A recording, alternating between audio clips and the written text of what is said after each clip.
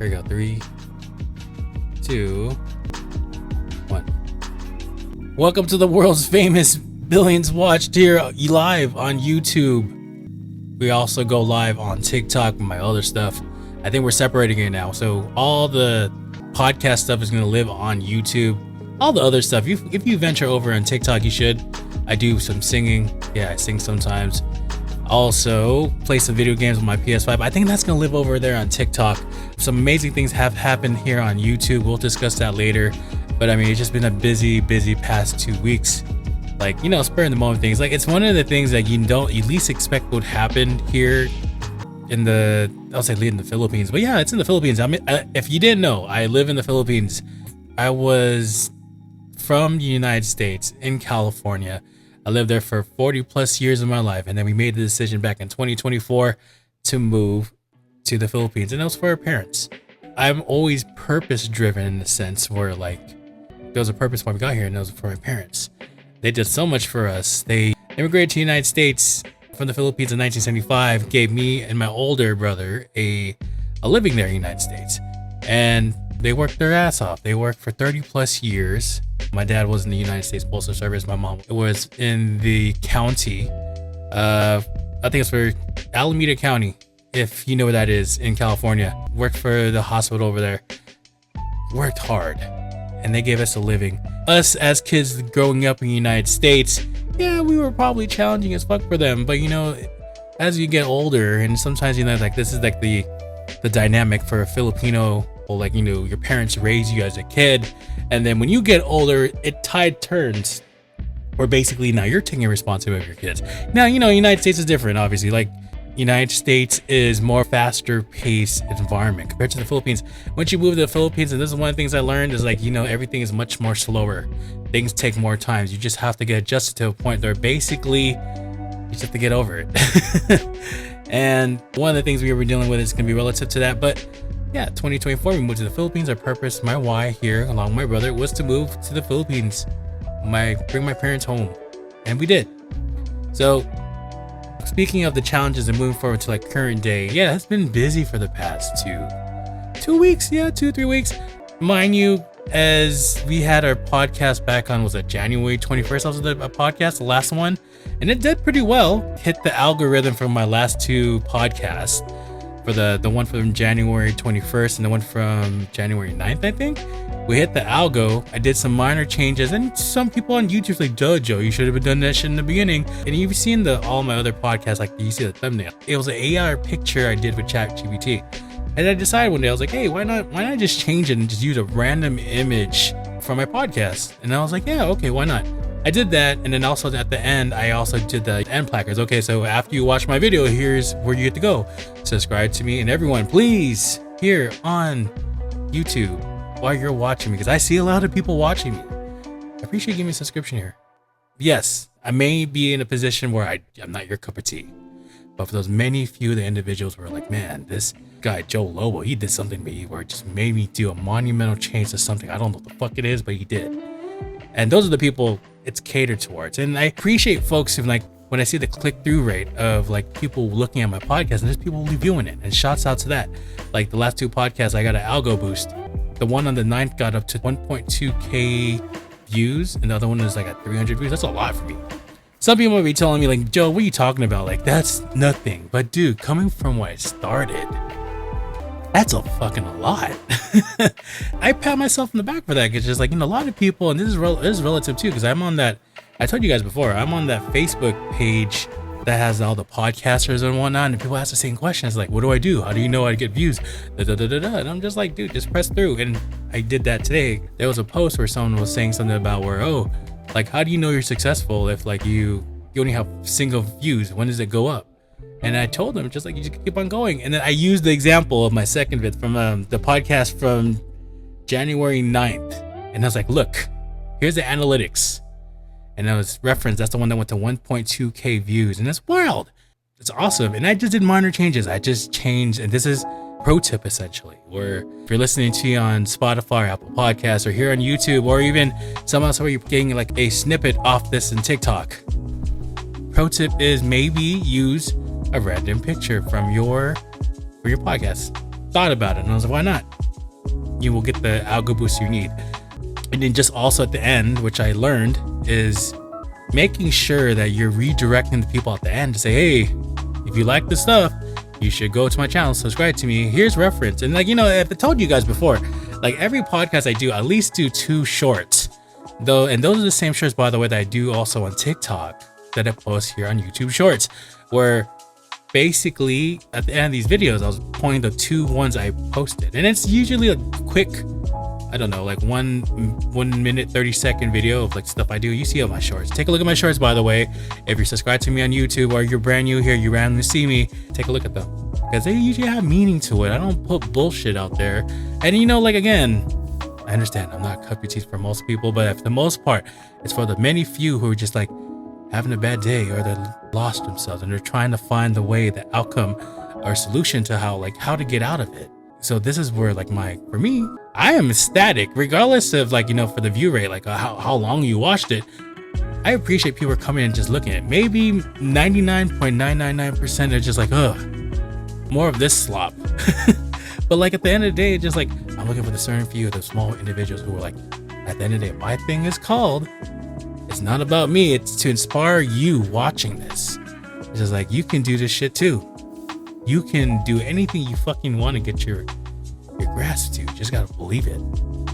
So it's amazing. And you know, I wasn't gonna say this till later, but like, I think for the most part, we just organically jumped into it. It's just like, yeah, those 2 videos were amazing. Like, I just did the mind thing. I did also a 3rd video too. I did the last 3 videos because I didn't want to do my whole redo of all the podcasts I did to do the same thing. So I just like, hey, let's just try to do the 3 and see what happens. And lo and behold, if you're ever curious, look at all my podcasts. Like, they're all like double digits, except the 3. 3rd one is slowly graduating up, but for some odd reason, it's the one that's the second to last, the January 9th or January 21st that went off, in reference to that Facebook podcast channel group that I'm in. People asking like, when are the numbers gonna come? When's blah, blah, blah.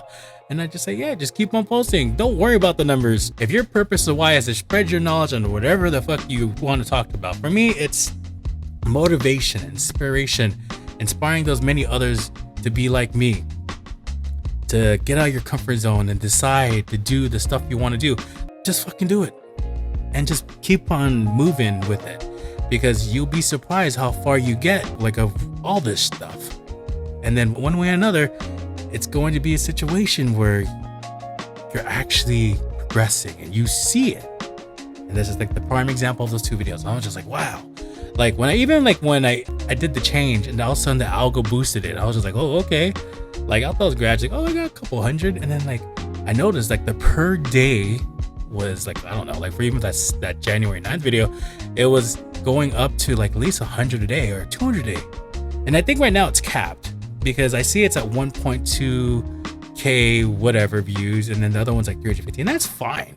But I think it's just an example. It's just the pick and choose. And who knows, maybe this podcast that I post, the actual, not this, I don't know if this live version is going to show anything, but like the actual edited podcast that I do, maybe it might go back to 10 views. Who knows?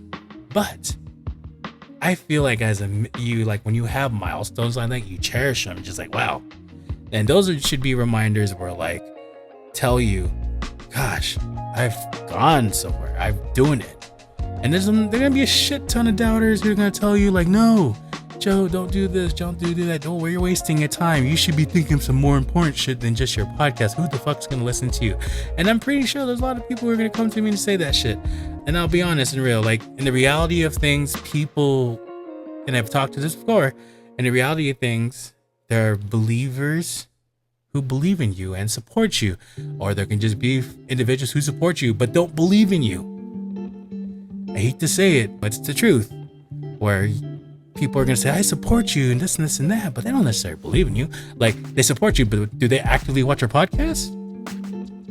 And versus some individuals are like, hey, I was waiting for you to go on your podcast, but you didn't show up. What's going on? It's a big difference. Like I said, you just keep on pressing, you keep on moving, because you don't know how far it goes.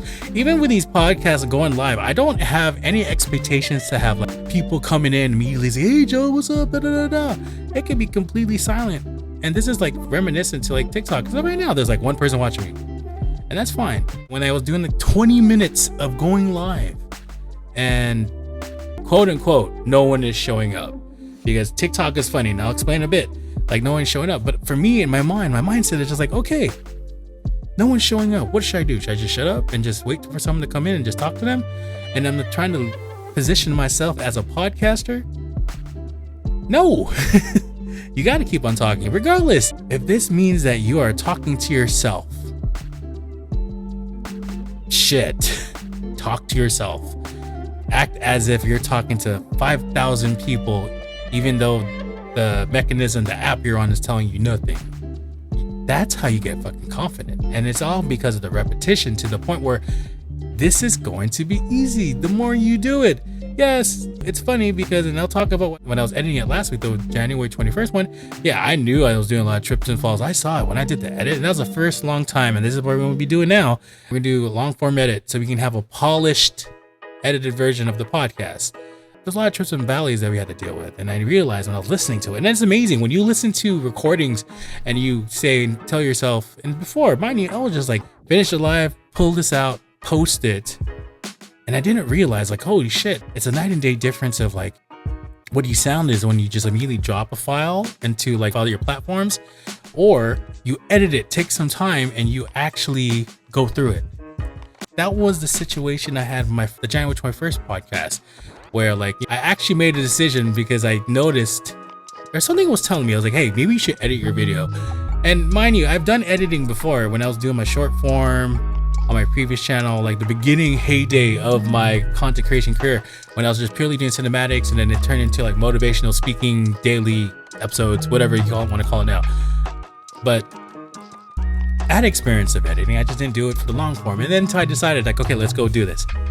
But man, when we went through it, even though we went through a time of editing the file, I did say a lot of ums. I did say a lot of weird stuff that didn't make any sense. But this is where like it's important to go through the editing piece to make sure you like your final version, the one you're gonna putting it on Spotify or Apple Podcast, those should be the finite versions. And that's what I did. It took me longer, and this is partially the reason why like the time from editing, and I gotta tell you what happened with editing. It takes literally, I think it took me 2 full days to put it together. What ended up happening, and it's kind of fucked kind of shit up, the first version I did of the January 21st podcast, it got corrupted. That was basically 2 days work of editing on the original podcast that was live, where basically all the edits that we did when it came to exporting, it exported, and right before I was going to post it into Spotify, Apple Podcasts, back on YouTube, I was like, let me take a look at the file. And I was looking at the file, and mind you, my editing software is CapCut. And I know there's some clips where I did not have no audio. Like a minute of missing audio for like 10 files, 20 files. And I was like, holy shit. And that took me 2 days to work on. Imagine the feeling of you completing something and you find out that all that work was what, for practice? That's what it basically was. It's, well, best example, let's say you are playing a video game and it has those scenes where you can practice, and then you end up not paying attention. You're playing this video game, you're in the practice mode, and you're destroying everything. You're like, oh, I'm the man. And then you press pause and you realize, oh shit, I was in practice mode. Fuck. And that's what happened. My first edit run through of it, my version 1 of the January 21st podcast, multiple audio files were corrupted, and I was like, what the fuck? And I was trying to find out, okay, how can I undo this? Can I go back to the regular file? Can I do this? Could I overlay it? Maybe just overlay one of the clips and put them in. But dude, there's so many clips I had to go through. It's gonna take more time to do it. So you know what I ended up doing? I said, fuck it. I deleted that file and restarted from step 1 of editing. So another 2-3 days. Again, I had to take a fucking 1 day break because I was like, fuck this shit. This is stupid. And that was something, I don't know, I think it was related to some rendering as in the resolution. So I did something where it was, I think it said, do you want to update it to like Ultra HD, blah, blah, blah, blah. And I was like, yeah, fuck yeah, let's do it. but the processing time took forever. I remember that time for the first run. When I was about to press export, it said, hey, no.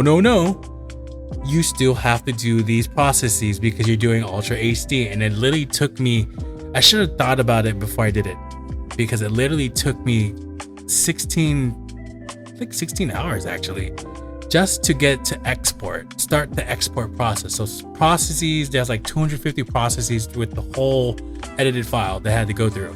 And I think for one process, it would probably take 5 minutes. So you can imagine how long that shit took. Came to the finalized version and it's just like a total waste of time. That should have been a red flag in a bit, but you learn. So what did I do for the second one? Went through the edit and then came to exporting. I didn't touch anything.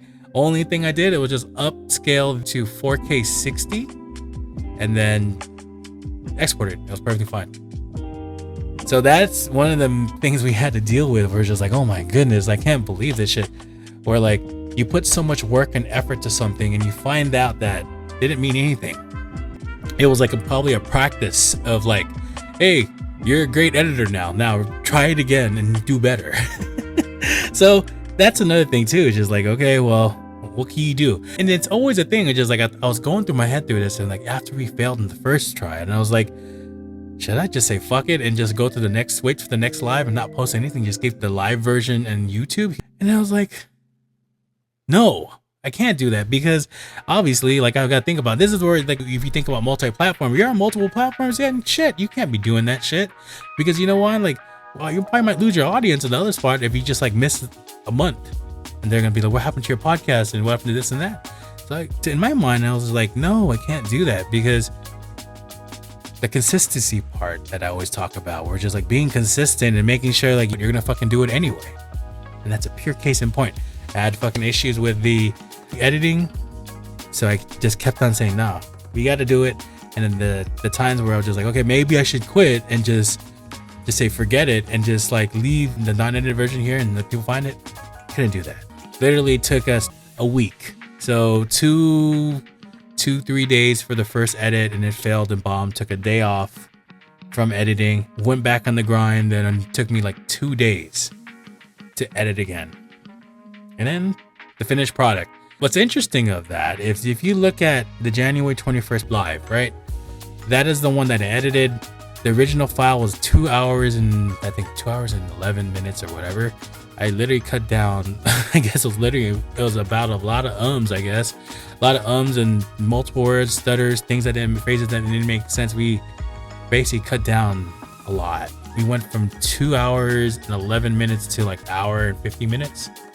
So that's where give and take. We're just like, okay, it makes more sense to do it. So to close the story on this piece, we are going to do full edits. So this one that comes in, this will be the live version that you're seeing here on YouTube. Folks can see it and see all the original raw versions. Me talking about like how we struggled in the beginning of all this. Now the final version we're going to see, and also too the shorts that are generated from that will be from the edited version. So probably take 2-3 days to see the final version, depending plus or minus how life treats us. That's, I think, the role of it. So this is like nearly now a week process. And you always talk about how in the previous, where I was just like, okay, can I turn around podcasts every day? Fuck yeah, let's do podcasts every day. Nah.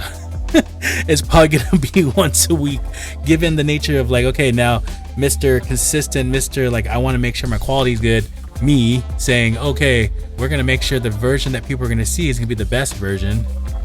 So we gotta do it. We're gonna do that. We're gonna make the edits. We're gonna do long-term edits. This is growth, everybody. Like, if you don't go through all this shit, like even like the troubleshooting that we did do earlier, because I was almost at the point. That was my third try going live here on YouTube.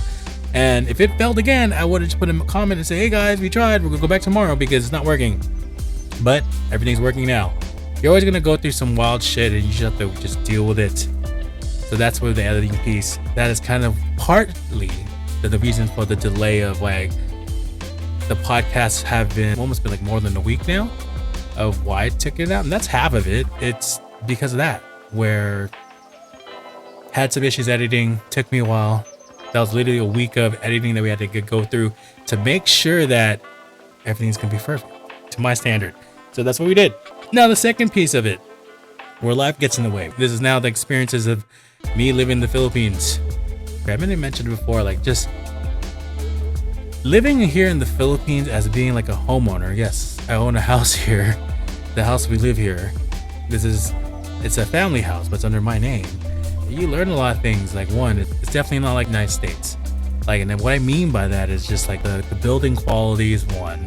And the expectation of how fast are you gonna get a reply on the service that you need.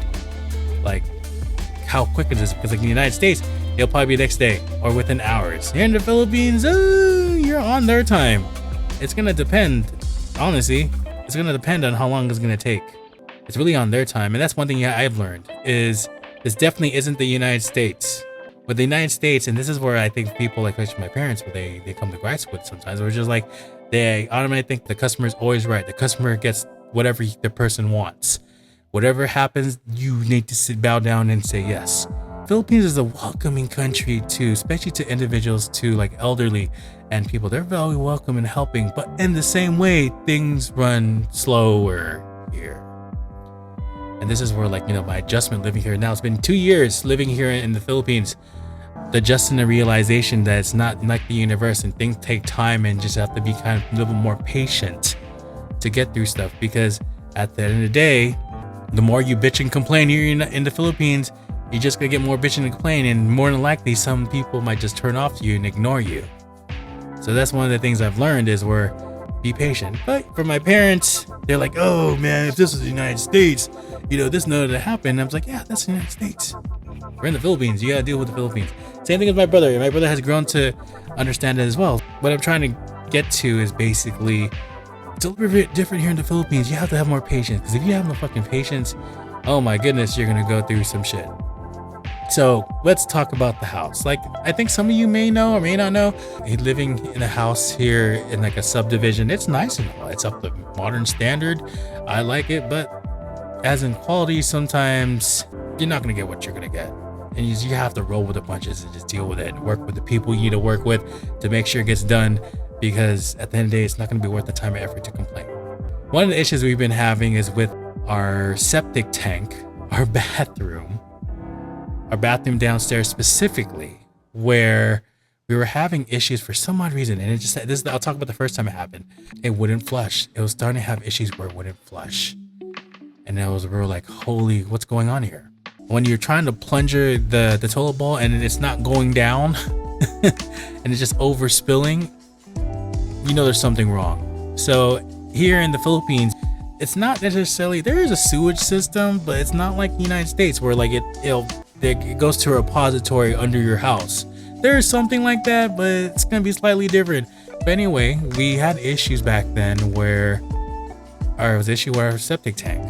So long story short, we'll talk about that one.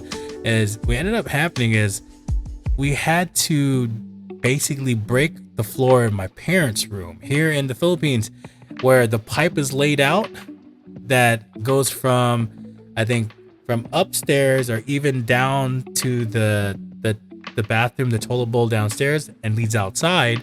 They had to break the tiles in my parents' room to access it.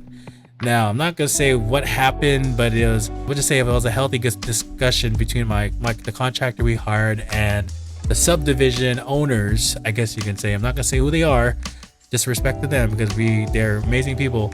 But the subdivision owners were essentially like, you know, we're trying to figure out point blank what happened, blah, blah, blah. But what ended up happening is we built my parents' house over the piping that goes from the toilet bowl or the bathroom to the septic tank. So we had to destroy the floor and to access the pipe. So we changed the pipe.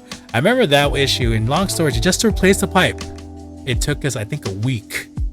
And it was probably one of the most stressful moments for me. A little stressful, not as stressful, but stressful, because, you know, you have elderly parents in their late 70s bitching and complaining about the issues. And it's like, I think there's also a point where my brother was still in the United States and I was dealing with all this stuff. So having to deal with my parents and complaining and bitching and all this, and just like, okay, well, and this is, I think, the first week, because my brother came back, I think the second, like about halfway of the completion, but basically I had to deal with that stuff, and I had to deal with their temperament. And oh my gosh, like people getting stressed out. I remember the night where it happened and people were stressed out, getting complacent. And then we took a week to replace the pipe. I guess something happened to the pipe, so that the day what they decided to say is, okay, we'll have to replace this pipe and then everything will be fine and dandy. Here you go. So that's what happened. And that was one of the weirdest examples where just like, hey, and this is where like, yeah, I live in a subdivision where like, yeah, people are paying for the subdivision, like for their houses, but it doesn't necessarily mean that they actually are living in there yet. In this subdivision, there's a lot of houses that are still empty. So the subdivision owners was like, hey, if you have to use number 2, just go ahead and use the one across the street. We just left the door open. Just go ahead and clean it. And the water's running. So go ahead and use the toilet. So for that week, with the exception of my parents, this is when we had our condo available and be able to use. My parents were put in the condo. I ended up using the one across the street because why not? And this is where we had our help, had to clean it. So we had to help her clean up the toilet bowl. Every time I had to use a number 2, you had to go across the street because you can't use a toilet bowl even upstairs. And here's the reason why. The design here in the Philippines is a little bit weird, where for some odd reason, not like if you're in the second floor and you have a bathroom on the second floor, whatever comes from the toilet goes in like the sewage. There's two pipes. One for shower, one for sewage. So the toilet bowl is a sewage one, obviously, right? So when you flush that one, it should go all the way down out to the septic tank. In this situation, no. And this is where, not humiliating, but this is like a life-opening experience I had to do, and try to be the least descriptive as possible. But basically, whatever came up from upstairs from the toilet bowl, as in, not number 1, when you flush it, guess what happened? It will go doo doo doo doo doo doo. Okay, toilet bowl downstairs, coming back up, all over the floor. Yeah, that was not fun, and you can imagine who's the one that cleaned it up. Me, because it felt bad having to help her clean my own stuff. So I cleaned it in myself. The stuff I did, I cleaned it myself. So without grossing people out, this might be a highlight of stuff I'm gonna put on YouTube or on TikTok. But like, basically, just imagine that. Just the business that you did upstairs in your office upstairs, and then ended up finding out your business comes out of the office downstairs, and you have to do it and clean it. I had to clean it. So that was the first iteration. Took a week, and I think a week or so to get it completed. Everything was fine dandy. Something was good. Had no problems. Now rolling into this week or last week to this week. Same issue. It was slowing down. For some odd reason, not the downstairs bathroom, it was leaking from the actual bottom of the toilet bowl. It was leaking outside of it. The design is weird in the Philippines. Like they, I'll give you an example. In the United States, when you put a toilet bowl in, you put the toilet bowl in and then you put the silicone around it. I mean, there's that gasket that you have that connects the toilet bowl to the actual line. Yeah, that's the United States. In the Philippines, it's a little bit different. I don't know if they actually put it together, but basically, thinking about, they put the line in, and then there's a huge layer of cement between the floor and the actual toilet, but like this. I kid you not, like this. So that happened, and it was leaking out from the toilet bowl, from the bottom of the toilet bowl. Like, what the fuck is going on? And it wouldn't flush. So here it goes again. Had another issue, and now it's a little bit better because my brother's here, and he's kind of taking the lead, which he's been taking the lead and preached. That's awesome for him. But we had to run to the same stuff. So basically, it led to the whole week, and my parents put my parents into a few Airbnbs, and it's funny because the first Airbnb they went to, and I'm not gonna say what location, the thing, same bathroom issues. Their toilet didn't flush. So it was just like, okay, here we go again. We put our parents in another place because of the fact of our toilet bowl wasn't working, and then they go to another house and their toilet's not working either. It happened. And then they were there for like 2-3 days while they're getting fixed. And then speaking of that, they were still trying to figure out what was going on for our stuff. So like the main plumber that was here the first time, he came back, took a look and find out. And then what we ended up doing is this. Like my dad decided, okay, we're gonna do my standard. So I let my dad do it because something with my dad just like because he's 79 years old. His birthday was just a couple days ago. He's 79 years old. He still wants to feel empowered. So I'm just like, okay, this is your job. Go ahead, do what you want. Because then sometimes if I talk to my dad, and he's like, and I try to tell him like, no, you can't do that stuff and just blah blah blah. He gets upset.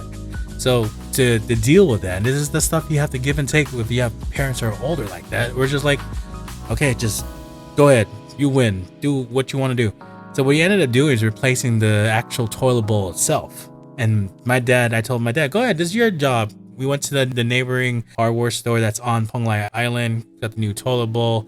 He got the stuff that he wanted. He directed the guy to do it the way he did in the Philippines, where not the layer of cement this big, but basically plop it onto the pipe with the donut, and then silicone around it. And then it was cool for a couple days. And mind you, what we ended up doing as well, we basically called someone, because we're having a conversation with the plumber, the site guy who was dealing with this stuff before the first time, and trying to figure out, okay, because they made a mention that another house is having the same issue. Something issue with their septic tank, and what ended up happening is they called a company to take, and this is what happens in the Philippines. When your septic tank is full, you call a third-party company to come here and take it out. We had them come here, they took out all the stuff, and they were like, okay, looks like we're good, blah, blah, blah. While that was happening, we have the empty septic tank, and then my dad was instructing the plumber guy to put the brand new toilet bowl, and it actually worked for my mom, because my mom has a little trouble walking, and there's if you go to that bathroom, they have the pull bars to get her up. So we got a little bit smaller toilet. So instead of I think that was in there previously in that bathroom was an elongated toilet bowl, we got a regular standard one, and it was American standard toilet. If you don't know what toilet bowls are, well, that's one of the better toilet bowls here in the Philippines. So did it to my dad's spec. Told my dad, go tell the person how to do it, blah, blah, blah, whatever. And then we went to a day or so. Everything was good. It was fine. And then here we go again. It's leaking out. The one that my dad instructed the plumber guy to do. It's leaking out again. And then here goes the swirl again of my mom. And it's my mom. My mom is the most worrisome person ever in life. Where we constantly tell her it's not good for your health at your age to worry, because she immediately thinks the worst of everything, immediately default to, oh, we need to go back to our province house because we're having too many problems here. No way we can do that with it, but the stuff we're planning to do, no. And they're also, mind you, we're selling the province house because it's too far away. It takes literally 2 hours to do anything to the main city. So no, that's not the solution we have to fix. Call my mom, just relax. You should stop worrying about it. Why you worry so much? What's the worst gonna happen? You always you got to temper that, and you have to temper my dad.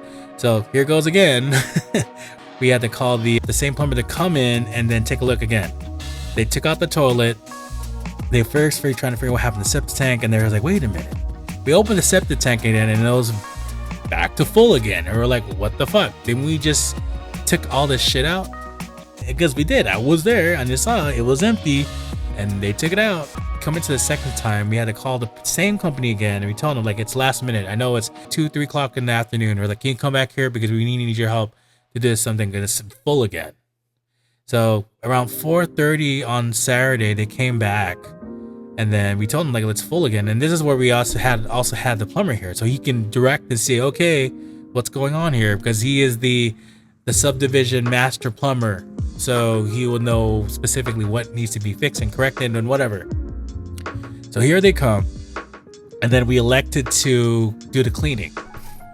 So that's what we did. We elected to do the cleaning to make sure that we don't have any issues like that. And what that includes in the cleaning is they clean the septic tank. They make sure if there's any clogs to pipes, they're the ones responsible to cleaning the pipes.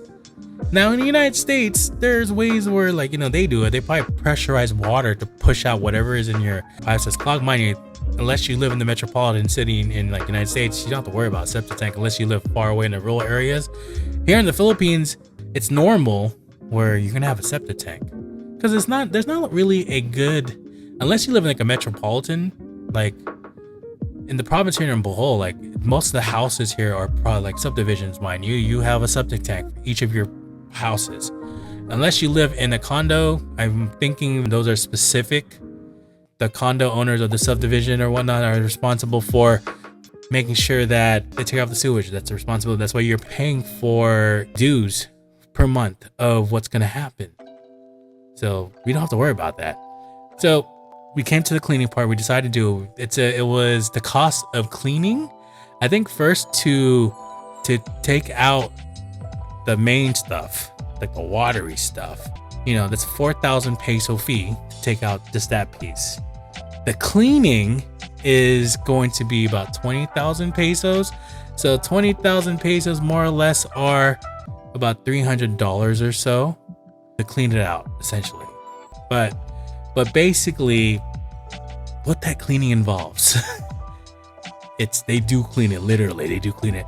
You have a guy who's naked, half naked, maybe wearing shorts. He but he goes into the septic tank. And I don't know how you can bear the smell, but that guy is basically the one that he's going to go in there, clean up whatever's there, make sure stuff is clean, and it's done for. So this is what I'm saying. In the Philippines, they manually do it, where he is using his hands to push it or take it out to make sure it's clean, and it's sewage. That's how they do it here. So that's the guy going inside the septic tank, cleaning that stuff, and then making sure all the pipes are clean. And this is where like we found out the main source and cause. First cause was they came to find out, and this is another thing too, the subdivision like maintenance owner was telling us make sure you don't use toilet paper. And I'm like thinking, what the fuck, how are you gonna tell people not to use toilet paper? Because like and mind you, in this subdivision there's a lot of non-Filipinos that live in the subdivision, a lot of non-Filipinos. Now, why do people say in the Philippines, don't flush your toilet paper in the toilet bowl? It's because of their plumbing. The plumbing is at times not as sustainable. I think it's more about the pressure or not to be able to push it to where it's going to go. You know what I mean? So they encourage folks to say, when you're going to, clean yourself up, put your TP in a garbage can that's right next to you. If you're from the United States, you're like, what the fuck? Are you serious? It's gonna make, teach his own. People in the United States would be like, what the fuck? You're gonna tell me to do that? That's gross. Here in the Philippines, it's normal. We're just like, okay, I'm gonna do my business, but I can't put my toilet paper in the toilet bowl. Everything else goes in the toilet bowl and you can flush it, but the stuff you wipe your butt with, you gotta put in a garbage can that's next to you. So they were telling us like, don't use toilet paper because this is what's gonna happen. And we're like, no, we don't use that much toilet. And mind you, we don't, because of the fact of we have bidets. The water sprayer from a toilet bowl that does the cleaning, like at least I would say 90% of the cleaning. Well, we have those. We have one upstairs, we have one downstairs. So like the use of toilet paper to just actually naturally doing it with water, literally I'm using not to be so descriptive, like 5 sheets of the squares. That's more than enough just to make sure everything's well-rounded, I guess you can say. So we were telling him like, no, this is what we're using. We don't use a lot of toilet paper. Like even though you're telling us and it's kind of wild, like you're telling us don't use toilet paper when you're going to go bathroom. But again, it's the Philippines. Their plumbing isn't that great. And then sometimes it's because of the pressure to push it down to the septic tank where it can get stuck. This is why they encourage people, don't use toilet paper, just put it in the side, or get a bidet. We were telling them that, like, no, this is what we're doing. And then when it came to the point, guy who was in there was pulling out a crap of stuff. And this is where it got interesting. It was non-toilet paper. So I'm not going to put blame. We kind of have ideas what happened, but just for the sake of it, it was a lot of non-TP, non-toilet paper. There was even feminine products that was in there. I'm not gonna say who, what, why, and where, but it's just like lot of stuff that you shouldn't be putting in there that would probably cause your lines to get clogged. And that guy who was cleaning the stuff found it. I was like, look. And I remember they were bringing out the storage bag to have all the stuff, and it was like this big of stuff. So that was the main reason the clogs were why everything was like, from the first time we did the cleanup and it was empty. And then 2 days later, we're like, wait a minute, it's full of water again. It's because it was still in the pipes. And I remember when they were manually doing it the first time, and mind you, the way they do in the Philippines, when they clean the pipes of the septic tank, they're like using sticks to poke the pipes to make sure they're clean and open. So they're going through the septic tank and like clean it out. And then they cleaned it and went well, but I guess it wasn't hitting that piece. And that's where we're just like, there was a lot of non-TP in there. Goodness gracious. Like, I don't know why people were doing that and putting their toilet bowl. And I question why you're doing that.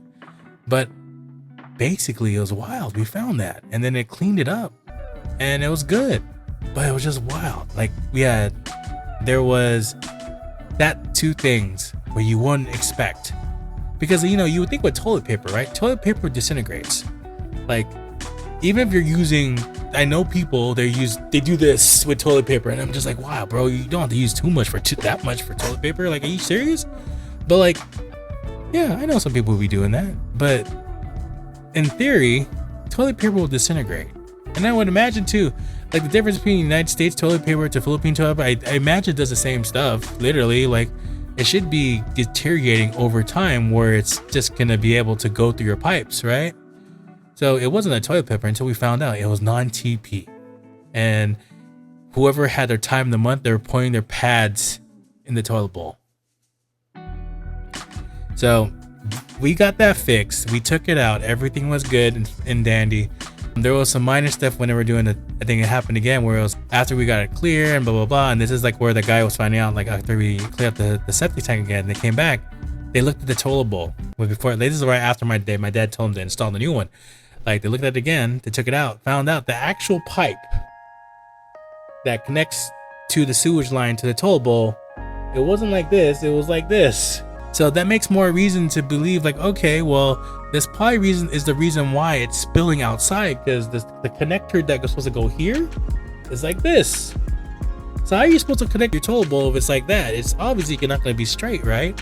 There's probably going to be some finagling you have to do to make it go like this in a weird way. And this is probably the reason why they did the cement thing of layer like this big to put into a toilet, because for some odd reason they realized, oh shit. And the builders, there's a difference between the architects and the builders, and I'll explain that. But they probably looked at this like, oh crap, what do we do? Okay, well, we'll just put this stuff on top of it so it'll make it work. It didn't work. So what ended up happening is my dad's instructing the guy that's the plumber. It's like, can you replace that PVC pipe to make it go like this? So that's what happened today, where they had to dig into the bathroom, to the dirt, to take out that pipe that was a little off to make it go back like this, so we can avoid issue. And again, that was probably one of the reasons why, like, the issues of why it would never flush correctly was probably because of that, because it wasn't straight into the toilet bowl. So basically my dad had to tell the guys, like, do it this way, because my dad's like, my dad's a 30-year contractor, and this is why sometimes it's hard to talk to my dad when he knows it's specific to home improvement stuff, because he'll put his foot down. It's like, no, this is the way I do it. And it's like, it's one of the things where it's just like, it's hard to tell your dad experience in construction work, and they know how to do it, and they've done it themselves and done it with their bare hands. I have experienced this when we were trying to sell our old house in the United States, where he's like, do it my way, because I know how to do it. And my dad's in his 70s, late 70s, but he's like so adamant, just do it my way. This is how I do it. And I'm like, okay, fuck it, let's do it your way. So that's what happened. They told the plumber to fix this, blah, blah, blah. So good thing is everything's better. I'm crossing my fingers. That's it. They already finalized. They couldn't finish it today because I think putting back a new pipe and the contents to make it solid, to make sure it's secure, it wasn't cured. So they had to wait overnight. So basically what the plan would be is they have to come back there, they have to fill up the hole they made, and then put back the tiles. I think it was brand new tiles that my dad ended up buying just to make it work. So hopefully, cross my fingers, we don't have any issues, but like, lessons learned, it's just like, there's two things I took out of this is, well, one, having the fucking patience this ain't the United States.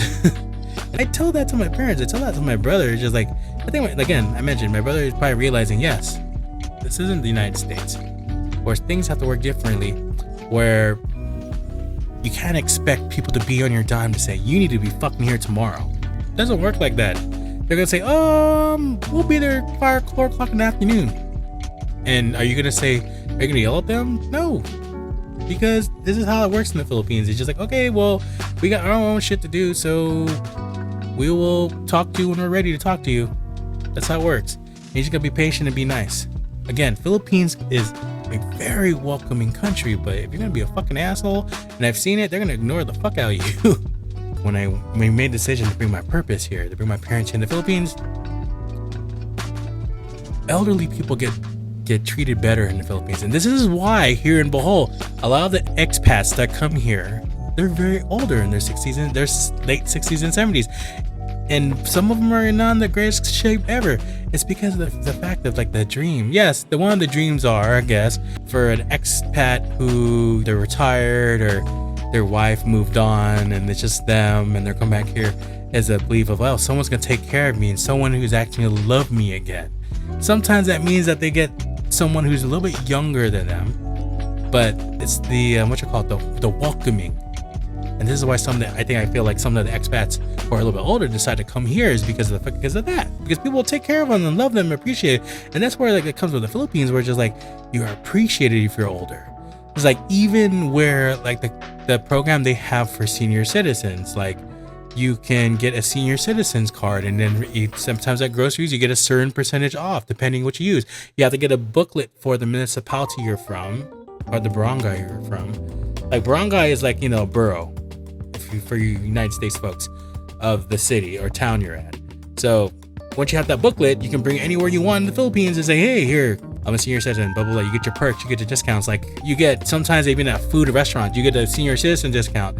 So that's why it's cool sometimes when you go with my parents, we're just like, we get discounts on food and we go to a restaurant.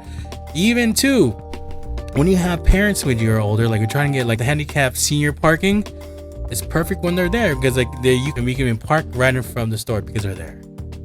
And that's where like the Philippines takes care of their elderly. They offer stuff like the healthcare services. Yes, people can say so much about the healthcare services, but I heard like for senior citizens, they get a big deduction off of like, if they're in the hospital and whatnot.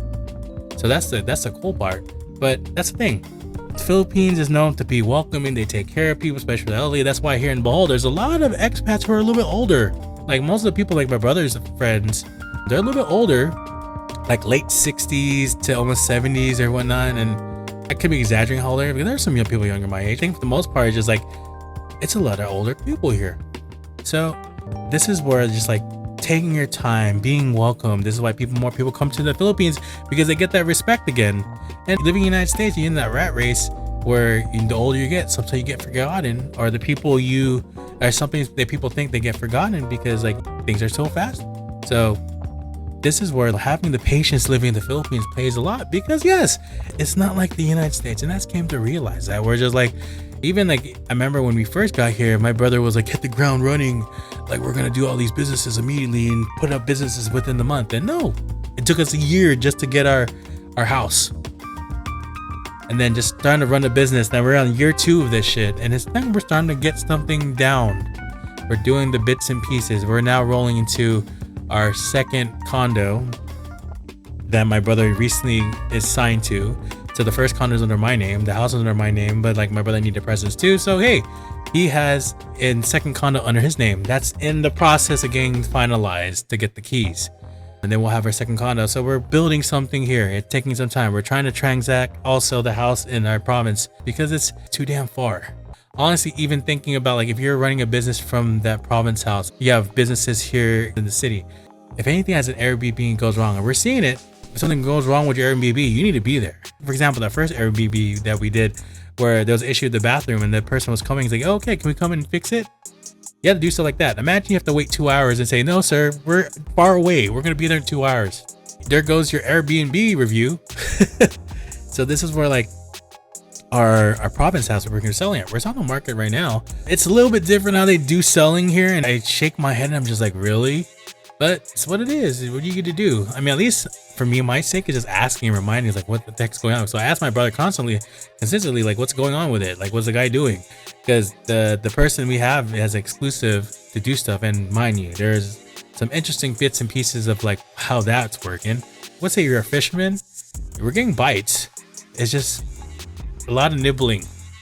And I always believe, like, I'm not gonna say anything is finalized until I see a signature or I see some sort of monetary coming my way, say it's about to be yours.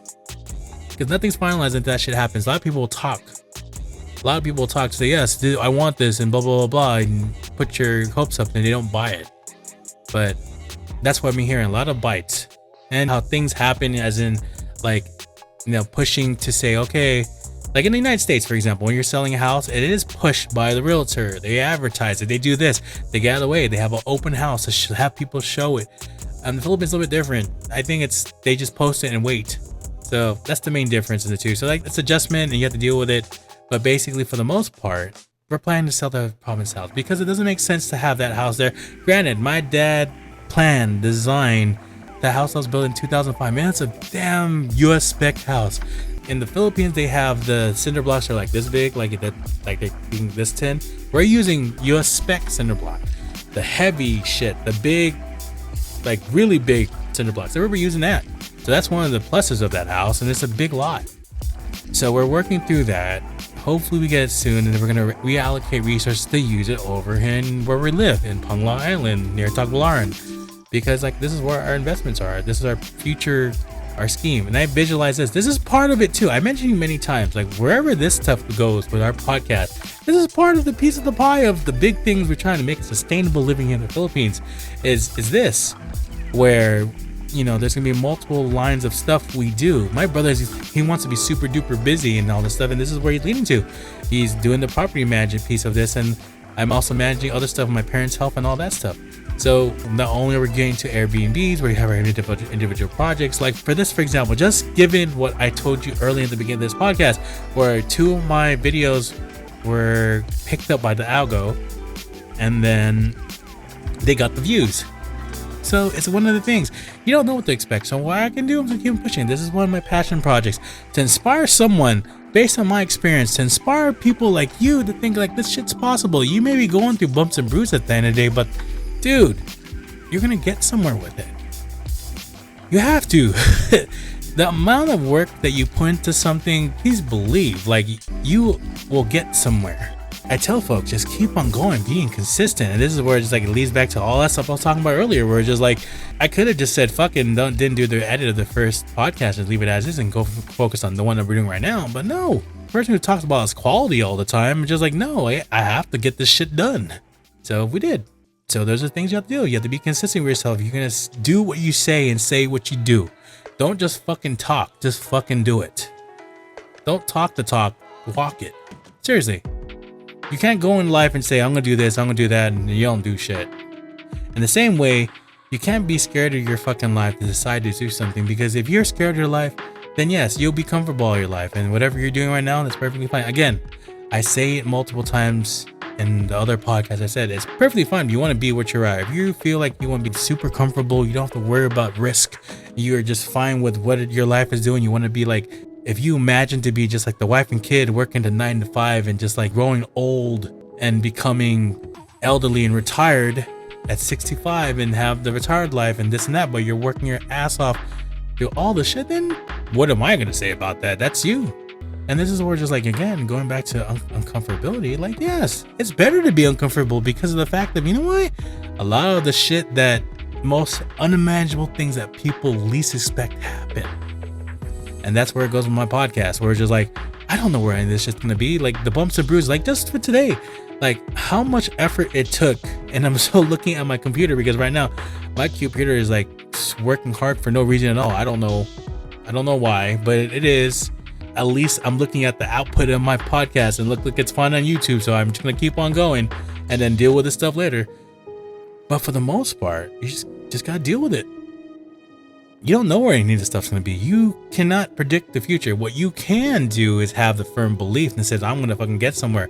This is where like one of my friends from TikTok pointed out, it's just like, I believe we're going to get through the show because like you always say it. I see in you. You say like billions watch, and I fucking believe it. And that's when people say that shit to you, then you know you're on the right path. Even the same way, in the same sense, the people who stay behind the scenes and go to your lives and I'm talking about TikTok or even here on YouTube, the ones who like just watch you from the outside. I don't know if you can do it from here on YouTube where you can go to the outside and look in, but fuck, you can do that in TikTok where, you know, you can not go into the person's live, but you can still watch them. Well, we can talk about that real quick. When I go live on TikTok, I know there's a lot of people do that where they will watch me, but they don't really physically go and press the button to go into my live. Beats me why they don't come in. I mean, it's a mixture of those individuals who are like, it could be those people who are like, they don't think you're gonna go that far, and then you are surprising the fuck out of them to say, shit, he's doing it. But I don't want to go in there, or they're too lazy. I don't fucking know the reason why, but like, it's one of the things where you can do that on TikTok. You don't naturally have to come in. You can watch from the outside and see in. They call it FYP for your, I don't know what FYP stands for. I can't think of the fly, but it's called FYP for your people. I should know this. I'm on TikTok. But anyway, FYP is kind of the standard, which is like you're scrolling through and you're seeing, oh, you see this person, you're watching it, blah, blah, next one. But there's a difference between scrolling through and watching from the outside or actually pressing to go inside the viewing so they can see you, that you came in. Why I bring that shit up is like, there's a lot of people who like, you know, they why watch you and they're like, man, they're either jealous of you and they say like, shit, like, fuck, he's proving me wrong.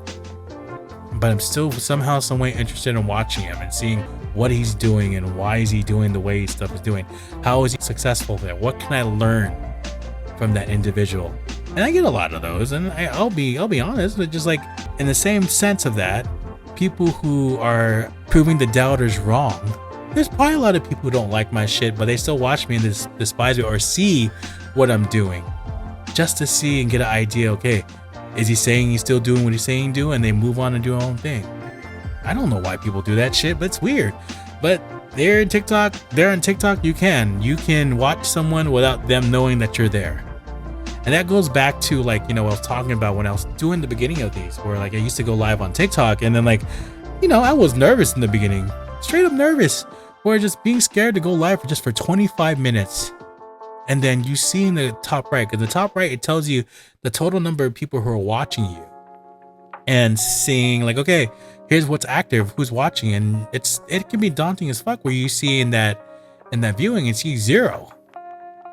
But I told myself, it's just like I said this in many of my podcasts, I told myself, yeah, keep on going, because, and I see it on TikTok, especially on TikTok, you will go to people's live when you're scrolling, you'll see just people just staring, just looking, not saying anything, and they're waiting for the engagement for the person to come in.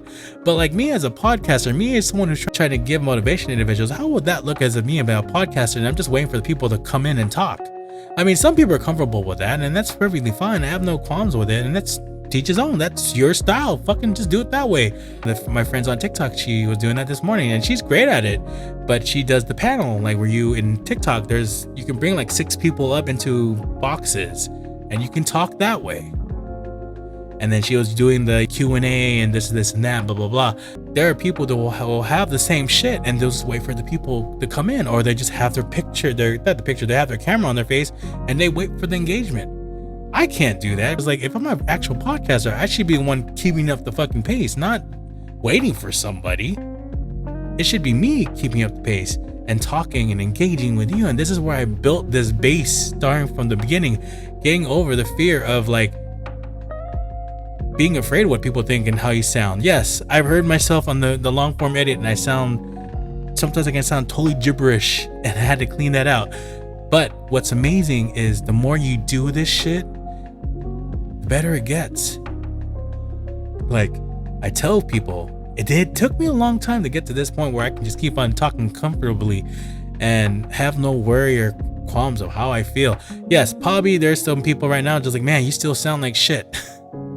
But hey, the each his own. I'm still here live talking to people, and people are listening to me on my platforms, here listening to my podcast, but I'm showing the living proof like, fuck, you can do it. And that's why I tell people, when you listen to me, it's just like, dude, you can do this shit yourself. What makes me any different to you? Just because like, oh, My moniker is my symbolism is the 2 chains. Oh, I mean, you got 2 chains, you got this, man. You balling. You balling the Philippines. No, it's not necessarily. I go through a lot of shit here I don't even explain. I mean, that's the experiences of being like the things that you do, the things you learn and experience, and top of that being a entrepreneur on your own to make your own fucking decision how you're gonna make this sustainable. It can get a little stressful, and you can think like, how the fuck is this gonna work? And you have to make some decisions to say, okay, do I do this or do this? If I do this, it's gonna risk a lot of shit, but the long run is just able to fix something right now. And that's the stuff you have to deal with. Like, even though like people may think that you as an individual and I've seen so many times, person who is a content creator, like they're smiling on the screen and then saying everything good, and then I asked them on the side in their DMs, how are you doing? Is everything good? And she's like, and then I'm going through the worst patch of my life right now. I feel like I just want to just say that's it. That's stuff you don't ever see. But somehow, some way, I pull it out from people, be like, they can tell me and they're comfortable with saying what they feel. And I just tell them my piece. It's just like, people are gonna go through shit. Even me, I go through a ton of shit. But it's just like, you just gotta keep your head up, keep moving. As cliche as it fucking sounds, you gotta keep going. Be consistent with yourself, because one way or another, you will land back on your 2 feet and you'll realize you're even at a better pace than you thought you were before. And that's the thing where it's just like talking about the experiences that we dealt with this whole past 2 weeks of like having the patience or building the patience living here, and just talking about this experience of here just podcasting and whatnot. You just have to go through the motions. You have to think this is part of your process of getting to that next level. Everyone will naturally have to go through this stuff because of the fact of this is what you have to deal with. How you expect yourself to get better if you don't even experience from the beginning? Just going again to my journey here as a podcaster, starting on TikTok. We were never perfect. And I remember, and it's funny because I think about like that podcast group that I'm on Facebook, where it's the podcasters of Facebook. And there's a lot of questions I always see, just like, how do you get comfortable on the camera? I'm still stuttering, blah, blah, blah, blah. Or they ask questions about what do you use to edit software? Or what is the best equipment to have? Blah, blah, blah, blah. Why isn't that none of my podcasts are getting views? And it's just like people like those, like this things that people have to come through, figure out, okay, like, how do I get better? How to improve yourself? And it takes repetition. It takes time. When it comes to a point where you can decide to say, yes, I can get better stuff, then you go through that transition, like to get to the better stuff. Like, it's just like, for example, like with my journey here, starting in TikTok, using my phone, where it was just basically my phone and just talking that way and feeling comfortable. And it led to, like, when the resources were available, start buying my equipment slowly. I told you I went through, and it's funny because I was talking about how many mics I have now, but someone, I think I have the PD400X, the P200, the first mono mic, I had the first setup. I have like at least 5 mics now, and some of those I've been trying to tell my older, I was like, here, you can use this, blah, blah, blah. That's just sitting in my room waiting for someone to use it. It's one of the things where just like, for me as a person who works on quality, like, I'm always going to just meddle with shit. I'm always going to make sure, like, I at least want to get sound better.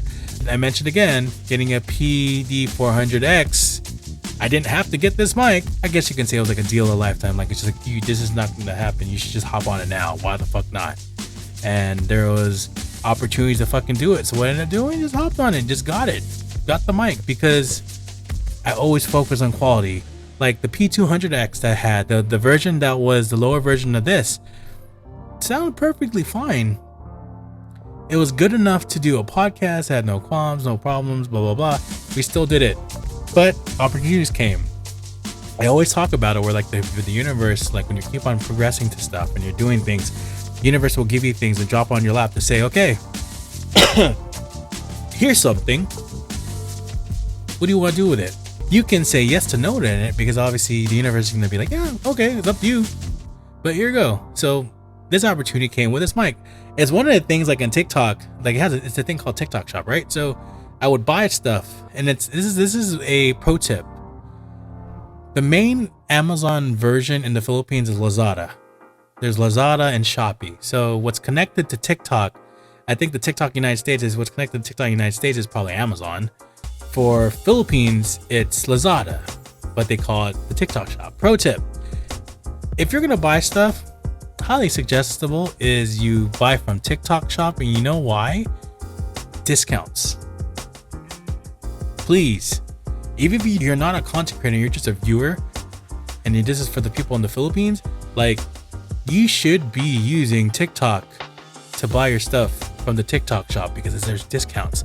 And this is how I led to this mic, where I would always put it in the checkout bag to say, okay, we see how much the price is, and I was like, I'm not ready for it. We'll think about it. I'll just let it marinate in the checkout. We see how far we'll go with it if we're gonna decide to buy it. And then here goes TikTok saying, oh, why are you leaving? Are you gonna buy it or not? And it's like, but we'll give you this much. So that's what ended up happening. They give you more coupons. It's like, here you go, here's a coupon. You want to buy now? So that's where I think I learned. It's just like, okay, well, the right time came where I got the right amount of coupons, and I was just like, fuck it, shit, I'll buy it. Because I think the regular price of this was like 8,000 pesos. 8,000 pesos in US dollars, so 10,000 pesos in US dollars is about 170, 180. So this is more or less like 125 to 150, more or less. So regular price, 8,000 pesos. Found a deal where I was able to get near 6,000. So I was like, fuck yeah, I'm gonna go for that because it's a deal to me. Just same thing with my mixer I have, which is Monocaster 2. This is the Gen 1 version where there's one XLR and there was a 3.5 millimeter mic jack. So same thing. TikTok was saying, as in TikTok, I was like, are you sure you don't want to buy it? Here's more coupons. I'll give you more coupons. Are you sure? So that's what happened. And this is where going talking about the universe. It's just like, the universe will give you options. It's like, hey, what do you think? You can do it. I think you can do it, but I'm gonna go what you're gonna say. And it's up to you to say yes, nah, or fuck it, let's do it. And that's where, like, those moments like that I have, like, man, fuck, let's just do it, see what happens. Even sometimes if it means that like it's a learning lesson for you, and I've had a lot of learning lessons here in the Philippines where I did stuff where it's just like, fuck, I should have done it that way, but hey, what it is, I own up to it. I did it. What can you do? At least you own up to it. And this is the same thing for this. It's just like, fuck it. Why not get it? Because I'm always looking at my quality. I think I shared pictures on TikTok, but like basically like my setup right now is just like my DJI Osmo Pocket 3 as my camera. So as you can see, I can move around and it sees me and takes pictures. Again, the intention of this was potentially going to be do my long form content, do some vlogs, blah, blah, blah, blah, short form content on TikTok, but it didn't lead that way. So this got shoved into the drawer because I didn't have no use for it. And then the journey of me transitioning short form content to just more live to transitioning to a podcaster-ish in a sense, that's where we came to like the transitioning into various mics, blah, blah, blah, and also to like starting to deal with like lights. Lights are fucking important. Like, I'll give you a best example. The folks who are going to be listening to this on Spotify and Apple Podcasts, you're not going to see it. Maybe Spotify you can see it, but on Apple Podcasts you're not. But like, look, here's the best example. That's what I look like without lights. And this is where like investing in lights kind of important because it makes you look good in your quality. If you don't put lights, then you're going to look super dark. Even though like I have light in my room, as you can see, I do have a desk lamp. So like the main light that's on top of me is getting blocked. So you can't see anything. So it's important. Like I make an investment, get a fill light. And I also have one right here. It's a vertical LED light that does the same thing. Where I can give you the best example. It looks fine, but enunciates, I guess in the sense, enunciates and balances out the quality of the lights that are getting portrayed to me. And this is where this talks about the quality piece. It's like, I'm a person of quality. I want to make sure that I at least have the best version of myself when I'm presenting me to you. And this is where like the iMac came in. Yeah, there's challenges right now with iMac. I'm seeing my iMac's kind of struggling. I don't know why it's struggling right now, but it is struggling. Still looking fine. But transitioning from being predominantly on my phone did well. I don't have any extravagant iPhone. I have an iPhone 13 Pro Max. And and it still works like a champ. It still does everything. I was almost like a year and a half in TikTok on my phone, and we did perfectly fine. And then the moment came where the powerhouse iMac came and arrived in the Philippines, and I was able to do stuff. Yes, I could have done my M2 MacBook. Right now, my M2 MacBook is just like, okay, if we go to Cebu or we go somewhere where I can't bring my iMac, that's what I will bring. Or if I go to the province house, I will bring that just in case we need a computer. It's not being utilized anymore, but now we have this. And mind you, I can't run all this stuff on my MacBook because my RAM isn't that big. It's only 8 gigs of RAM, so you can't really do anything on it. It would still struggle when you're doing editing. So this is where the iMac come in. This is where things opened up. This is where the universe said, okay, I have your iMac here. What do you want to do now? And then that's where it led to thinking about my quality. I started venturing on doing OBS and trying to figure out how can I make this work where, maybe I can one day go live on multi-platform, not just YouTube, but I can do YouTube and TikTok.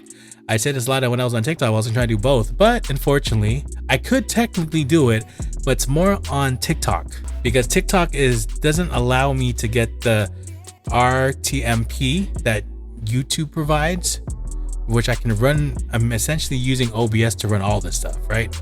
I can't get RMTP from TikTok, all that credentials I need just to have it run in OBS, because for some reason they're very private with this stuff. So unless I'm a huge streamer over there, like I'm talking about like 6-figure following streamers, then they'll probably like, okay, fine, here we go, enjoy. I'm not that. I think right now on TikTok, I'm about like 3630 I checked last time. What ended up happening for that is TikTok Live Studio came available for Mac. There you go.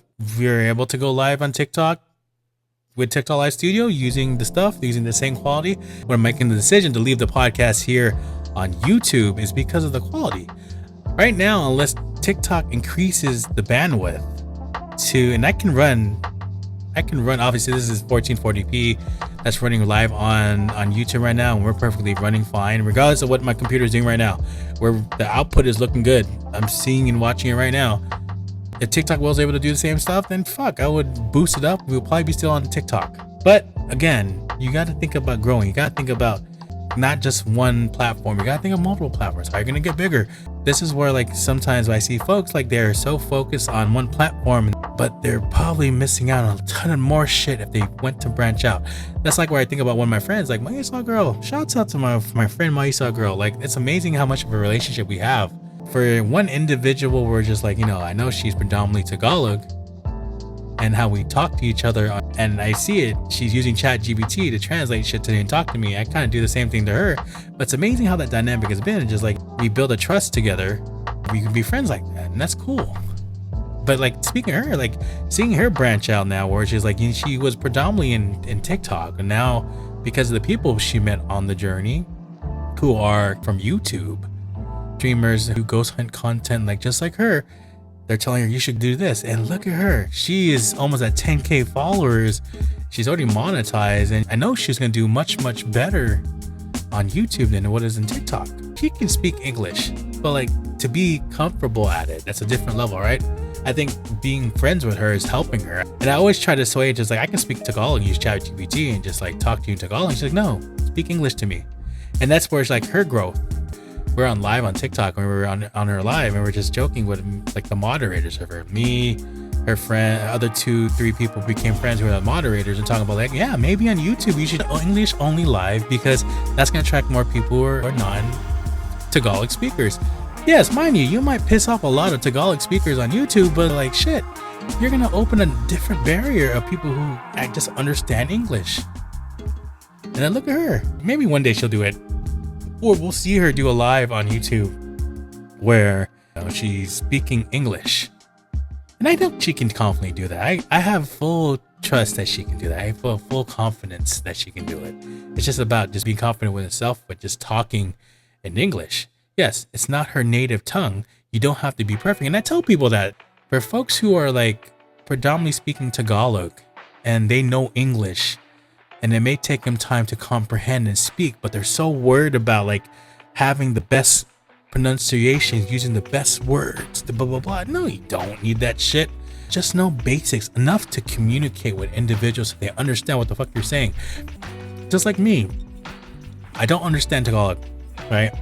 But our native dialect here in Bohol is Visayan, or a dialect of Visayan is Cebuano, or if you want to even get deeper specific, there's Boholano, but the main one is Cebuano. I force myself to talk sometimes. Yes, I'm not fluent at it, but like, how the fuck are you gonna learn anything if you don't immerse yourself into it? And that's what I do. I immerse myself into it and I force myself to speak. Like now, there's a point where I'm comfortable talking, sort of, in a sense where it's just like I can speak in a conversation in Cebuano to somebody, and they kind of understand what I'm saying. Even though I run into problems where, like, you know, my pronouns are off. It's not about how like complete you are, but at least you understand the concepts of what that person is trying to convey to you. That's more than enough. So like going back to my Esau girl, just like I tell her, and just any other speaker, just like, fuck, you don't need to know the big, like I remember, and the reason I bring that shit up because there's one person I ran into where like, I guess he was saying some shit about like, you have to learn the big words because the big words make you feel good and all this and this and that. And I was like, that's bullshit. No, you don't need none of that shit. Like you can just have simple words as long as you're a human individual who's able to converse and just talk normally. You don't have to use extravagant words and complex theory to understand the Wikipedia of shit, and just like, fuck, you don't need that stuff. You just need to be a regular human being. You just need to talk. You need to converse and just be yourself. And then you'll be normally comes out. For my friend Maisa girl, where she's like, English is not her second, is her second language. Yeah, it's gonna be some challenging moments. Imagine she gets through that hump and she's like speaking fluent English in a sense where she's able to convey a message to her people when she's going live. It's like, oh my God, this is everything's English. Like, what kind of door she's gonna open herself into to other ghost hunters outside the Philippines? Because I know she thinks about that shit where she's like, yeah, how can I get bigger and go to other places and do the stuff I'm doing? Where at some point you're gonna get bigger than what you are, and you're gonna lead to, like, you know, you're gonna lead to even better situations for yourself, where it's gonna open doors to stuff you never imagined you can be. Like for her, she can probably be invited to a ghost hunter that's in another country, maybe the United States, and she has the opportunity to go to the United States to do some ghost hunting. And then it's just all because she got out of her comfort zone and spoke English. And that's where sometimes it takes. The main thing of this is just like getting out of your comfort zone. Sometimes the best shit comes out of being uncomfortable. Like, even though it may seem like, man, is this crazy? Am I thinking crazy talk? Or is this even worth the avenue of doing this? Sometimes you just gotta push yourself and just say, yes, I'm gonna be fine. And that's where just like the mentality of just being fine and you're gonna be okay and just gonna keep on going. As people say, put your head down and just keep driving. Because you don't know what's gonna happen if you keep on driving. You keep on going forward. As long as it's your purpose, your why. This is your driving force. If you want to be a perfect singer, and speaking of that, like, yes, I do sing on TikTok. So if you want to check out my singing, go make sure you follow me, Joe Lobo 5555. I'll put something here to show you where you can take a look at me on TikTok. You want to ever just see me sing. Someone made a comment to me. It's like, man, you vastly improved in your singing. And then it's just like, and mind you, it came from me never singing, and I would just keep it private with my family. Yes, I'm part of a family that can sing, more or less. My dad was a great singer. He's been known, like, going to all the Filipino parties, like he's always the one singing. And then my brother, he has an experience of singing, and he's always been known for his singing too. And then for me, they asked, oh, do you sing, Joe? I was like, yeah, no, I don't really sing sometimes I don't, but I do sing. And it was like this example where for one person came into my life and it was like, man, I think you can sing, man. Can I hear you sing? And what ended up happening, that led to me comfortable having lives where I'm just saying, I'm going to sing, guys. Here, take random songs. I'm going to sing and go for it. And there we are. We are singing live on TikTok. And then this is the crazy part where just like in my ear, I'm just like, dude, I don't sound that great. But like people are telling me like, man, you sound awesome. So like, hey, as a content creator, shoot, like if I'm making a decision where like one of my major tenets, which is this podcast, which is the plan is to have this live here on YouTube, then what am I gonna do on TikTok? I'm just gonna let it wither away? No, I gotta do other shit. So what I'm doing on TikTok is now just my video game stuff. I actually went back to playing Hades. That game where like you start from the bottom, you work as hard as you get to get out to the top. You're starting from Hades and you get the stuff to get to the next level up top. However, if you die wherever you are going up, you always end up going back to the bottom. That game was created back in 2021, and I started playing it because like, yeah, I was telling folks I was playing Call of Duty Black Ops 7, but the challenge within that itself is, I think, one, the geographic location here is not that great. I may have fast internet, but like as in that type speed, if you're familiar with that, I think I'm nat type 2 moderate. So what that basically means to you is it takes me longer to matchmaking. Also, my netcode can be kind of choppy because I don't think Call of Duty runs on, they still delay based netcode. I don't think they rollback. I don't know if they do. It's funny too because I can still go into rooms in Call of Duty multiplayer that like 100 ping. They're probably located in the United States or somewhere in the United States or maybe Australia, who knows. But getting connected to 100 server and kind of looking fine, but yet again, milliseconds count. And it's just like, literally you think you're shooting, they already shot you already. But it came to a point with Call of Duty where it's just like, fuck man, like people are so progressed, and then just like, it's one of the things that you don't start day one. You miss all the people who've been playing it longer than you. And there's people that play for a living, or they just have a lot of free time on their hands and they 50 times bigger than you. So there's no rank mode. I don't think there is. I haven't seen it yet. But yeah, so it came to a point where it's like, I need to find another game. So here comes Hades. And I was like, fuck, this game's hella fun. There's actually a Hades 2. It is available. It's on PC and I think probably on Switch. But it doesn't come out for PS5 until I think in the summer. So that's probably the next game I'm going to get. But like, Hades is holding me up. I'm having so much fun, even though like we go up and we die a lot. But like, I think it's just like getting used to it. And also too, it's one of those games as well where like, while you get stronger in the game, the enemies around you get stronger as well. So what I mean by that is, even if you start from the beginning, those enemies are probably at the same level as you. So if you're super duper strong, those enemies are probably super duper strong. Maybe a step a little bit back behind you, but they're still strong. So again, fun game. It's freaking amazing. That's one of the things, like, okay, if I'm not doing a podcast here on YouTube, I'm probably there on TikTok doing that, or I'm enjoying random people's lives, hanging out. Lately, what I've been doing on TikTok, I was doing sleep lives. So what sleep live is, for you YouTube people, or the people on Spotify and Apple Podcasts, like, what the fuck is a sleep live? The sleep live is essentially I'm playing music live while I'm sleeping. And sometimes, surprisingly enough, people will come in, they will hang out with you, listen to music. One dual purpose. For people who want to come in and listen to music and come by and just chill. I seen a lot of the people I got to know as friends on TikTok, they do the same thing where they do sleep lives together. And I've joined people's sleep lives, and it's cool. You get to have the camaraderie with people and get aligned with them and get to know them, and I do the same shit. And like, people do the same with me. So like, I started doing that, where I connect my iPad to my phone and just play music. And then you have people coming in and, you know, listening to music. And I also do like my meditation in the morning. I think I'll start doing that again. I'm bringing it back up, but I'll just do like a quick meditation and play music.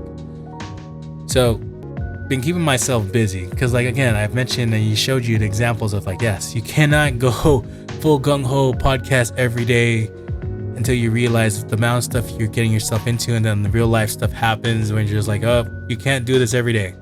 And it's pure truth where I'm saying you can't, because now if you're looking to edit your stuff, long form edits, it'll probably definitely get faster than editing. Like, right now it's taking me 2 days to do a full edit, barring there's setbacks. If there's 0 setbacks, 2 days.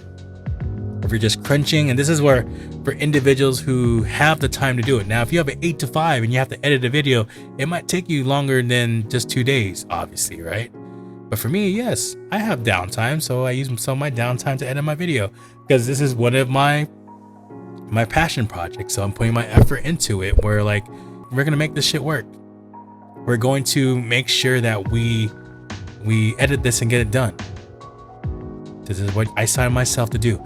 I consistently tell myself, welcome to the world's famous billions watch, because I fucking adamantly believe it, that we will touch people. Even though we might have 1,000 people watch me and they just look at the first 10 seconds of it, but there's still gonna be 10 people and be like, damn man, you just opened my eyes to shit. And that's what I'm waiting for. I think there's probably a bigger potential for me to do that here than over in TikTok. Because TikTok is a different, like I said, I mentioned many times, TikTok's a different beast. Like TikTok is and especially in the Philippines, it's more of the camaraderie, and you can do certain things to make it work. But for TikTok, it's more of just like getting together with people and talking in their lives. And then some people go through like a podcast style live, but they've had people ask questions and go through a conversation panel and that stuff. Like purely for this stuff, yes, I can go do this on TikTok, but it's always to mention you guys, it's always been an issue for me, which is like American speaker speaks English, but I'm talking to a Tagalog crowd. TikTok here in the Philippines I'm connected to is predominantly a Tagalog crowd. So it's kind of a challenge for me to even do that. At least in YouTube, yes, I'm probably getting connected to YouTube Philippines, but I have a bigger potential to be connected to a bigger crowd across the world. And that's interesting too, because I was looking for my analytics. There's multiple countries looking at the ones that got algo boost. I think there's a lot in the United States, a lot in India, and a lot of European countries. So I think the benefits for me were just like, and then the good thing about YouTube is, but you can enable the closed caption to be specific to what you understand. If you, for example, speak English, but the video you're watching is, for example, a video like this is how I can watch all my friends when they're doing ghost hunts on YouTube.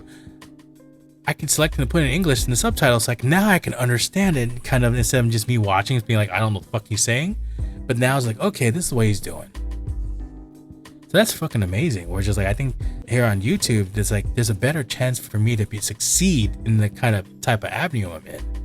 Where there's gonna be a lot more people who are, as in the resources available, it might be easier to get a bigger following here on YouTube. I'm not saying I'll have a huge following, but eventually, within time, firmly believe that will come to you.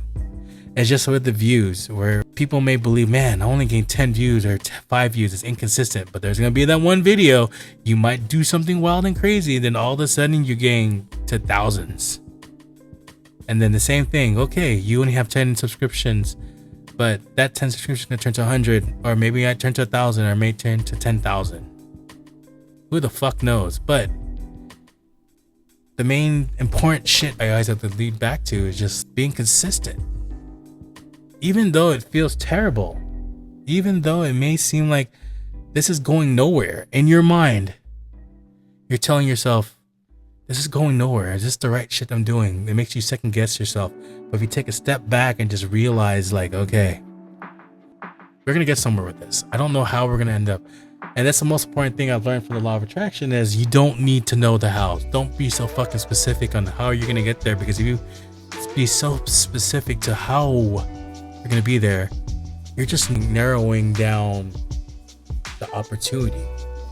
When you say, I don't know how I'm going to get there, versus, no, we're going to get there because this is how we're going to get there. The chance of it opening up, you know what I mean? If you allow it, and I always tell lately, like my meditations, like there's one meditation, I found this person here on YouTube. It's Alchemy Healing. Her name is Owa. She's a Reiki master. And lately I've been meditating to her stuff a lot. Amazing individual. She sent her power, but just like she does specific ones within manifestation, specific things like clean your energy. And again, I'm an individual who's big on that stuff. It's very spiritual. Like when I meditate, I always call the people who I know are always around me, the ones that are beyond me, if you know what I mean. Whether you believe in there's a beyond this or not, or you believe that we just turn to dust and we just disappear, I always believe the people who are beyond us, they can visit you. They're probably with you if you call your name.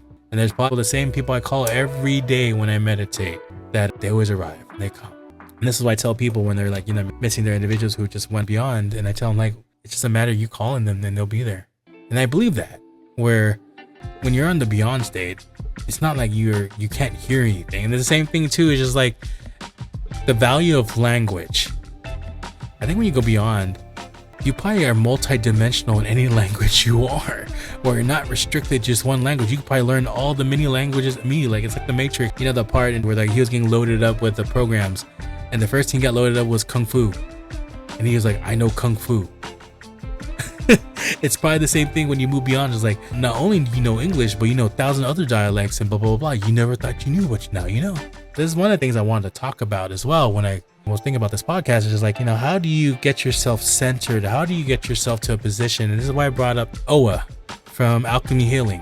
Why I brought her up. It's just like, how do you get yourself in a position to get aligned with stuff or whatever activity you do, or it's prayer? How do you get yourself to that position where it's just like, okay, after you do this one thing that you do every day, like, you're going to be okay. And for you all, and I mentioned this before, like, this is what I do, right? I meditate daily. Sometimes I meditate twice a day. Actually, today I meditate twice a day. There's actually been a meditation I've been doing from Alchemy Healing that is more, I think it's about manifestation, that I've been doing a lot lately. It's a 33 meditation. You don't have to do anything. You just have to be centered and you listen to Owa. Owa does her magic as a Reiki master. Like, if you actually watch her video, Alchemy Healing, I'll put an example here.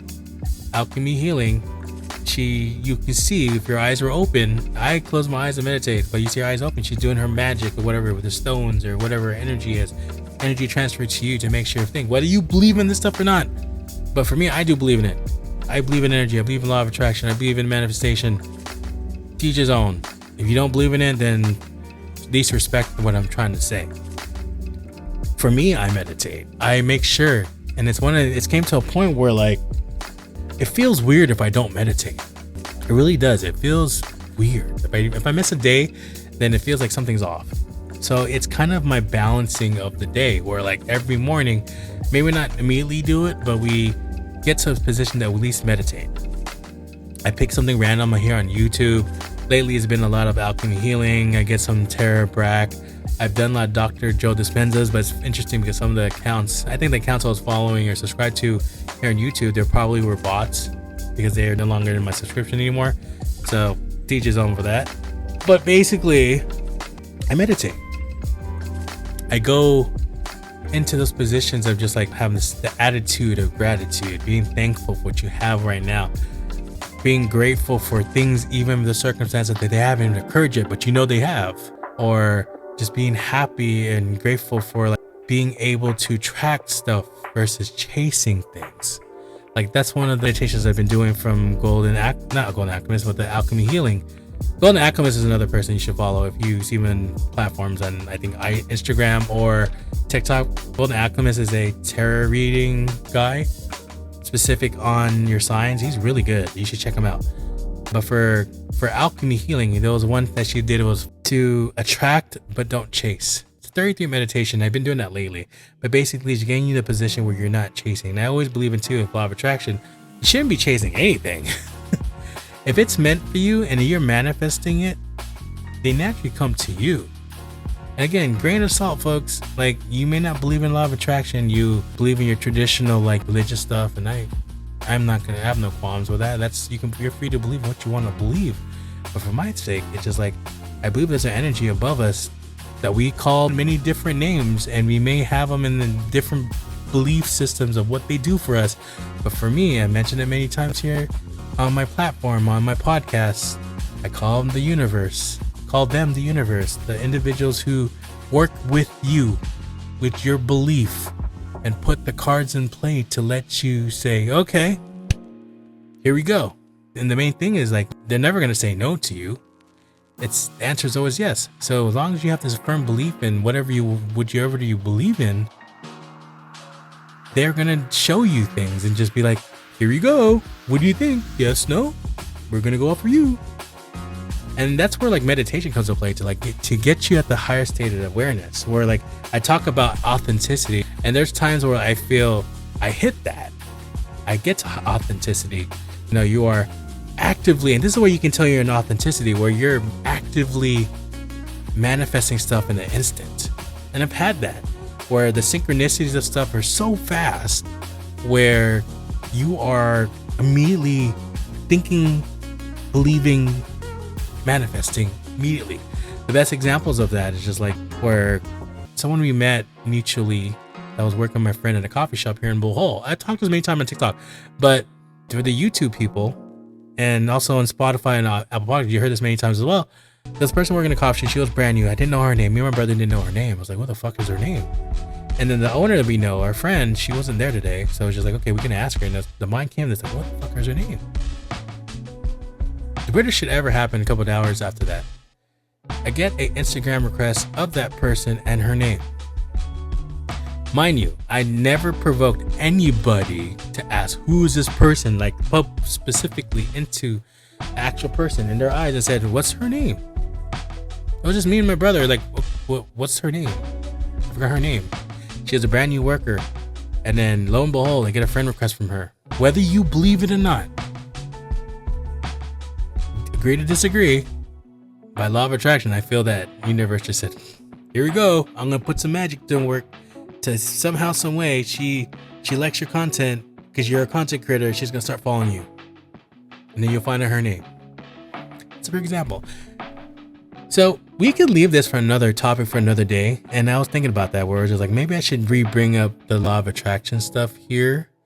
Like just my bringing of like, okay, what I experienced, how I got there. Here's examples I did. What is the law of attraction? How do I do it? We should probably do that. Maybe we want to do it for the next one. We'll see. But specifically, this thing we're talking about, I don't lean more towards like, okay, well, how do you get yourself to the position where you're calm and, you know, get that sort of your reassurance to yourself that's going to be okay? For me, it's meditation.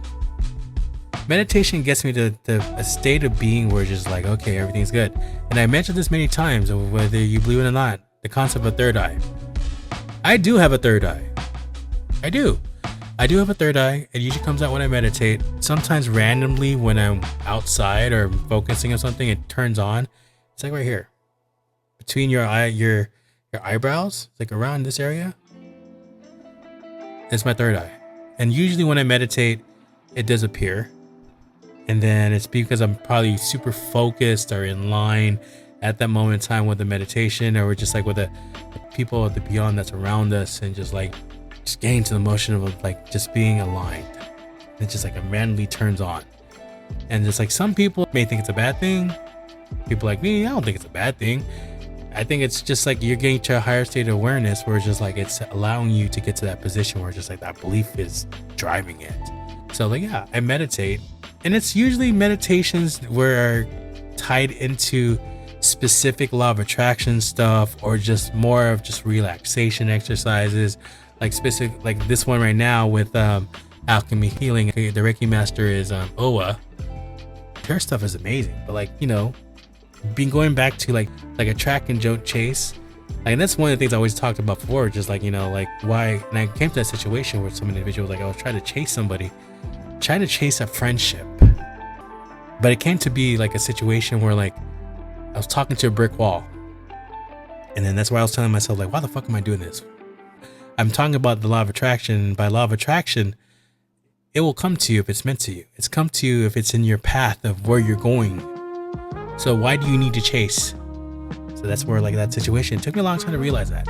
Taking my own words of advice, and I was just like, okay, stop fucking chasing. It's gonna subtract your way.